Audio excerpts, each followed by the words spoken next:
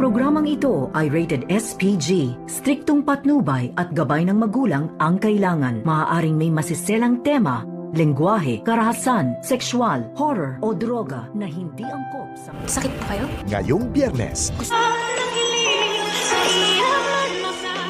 Ngayong Biyernes, magkakaroon nga ng espesyal na bisita itong Astridge.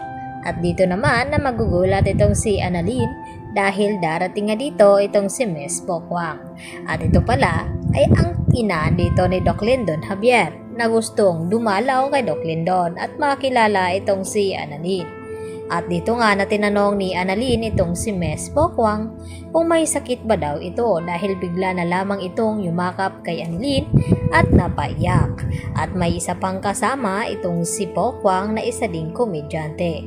At dahil dito, ito nga ang makakatulong kay Annalyn upang makuha niya itong slot na makakapunta sa Japan. At dahil na rin sa tulong ni Doc Lyndon at dahil hindi rin naman hahayaan ni Doc Lyndon Javier na hindi niya makakasama itong si Annalyn papuntang Japan dahil ito na nga ang kanilang special moment.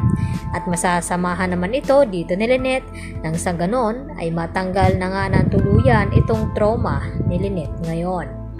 At dito naman na kinukulit at kinamusta ni Doc Carlos itong kanyang anak na si Zoe. Sana raw ay wag mag-post ng kung ano-ano ang kanyang ina dahil baka raw ay mapapasama itong si Zoe at madadamay sa ginagawa dito ni Moira. Na magkaroon naman daw ng konsensya itong si Moira at ipakita na hindi siya magiging masaya dahil nasa ICU pa nga itong si Don Pepe at nagawa na nga maglamerda itong si Moira sa Japan. At dito nga na nagalit itong si Zoe. Wala na daw pakialam itong si Carlos kung ano man ang kanilang gagawin. At dito nga na sinabi ni Carlos na kung kailangan ni Zoe ng tulong ay nandun nga itong si Carlos na handa siyang tulungan. At nagtanong itong si Zoe na kung paanong paraan.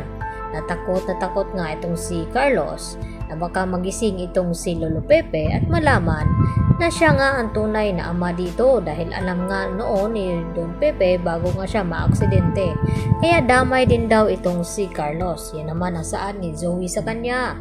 At dito nga na kinukulit at dito na sinabi ni Zoe kay Carlos na tigilan na daw siya at mag-focus na lamang sa kanyang trabaho dahil alam niya na wala naman daw halaga itong si Zoe dito sa kanya dahil makasarili daw itong si Carlos at sarili lamang ang iniintindi at dahil sa takot nga na baka mawala itong si Lynette na pwede naman daw siya makahanap ng iba kapag tinuluyan na mawala itong si Lynette kaysa dito kay Zoe na pati ang pagiging doktor ay mawala sa kanya kapag nagkataon na magising itong si Don Pepe at malaman na kung sino nga tumulak sa kanya ay walang iba kundi itong si Zoe.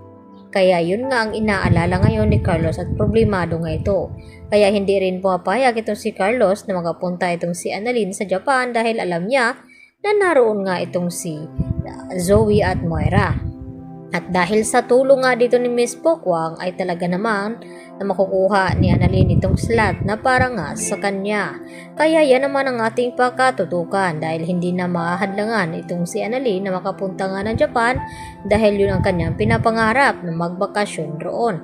Kaya agad naman na magpapadala din ng tauhan itong si Carlos upang tulungan nga itong si Moira at itong si Zoe na hindi magkita itong si Lynette at itong si Annalyn doon nga sa Japan. Kaya pala mapadpad itong si Moira doon at kakausapin ang tauhan ni Carlos Benitez.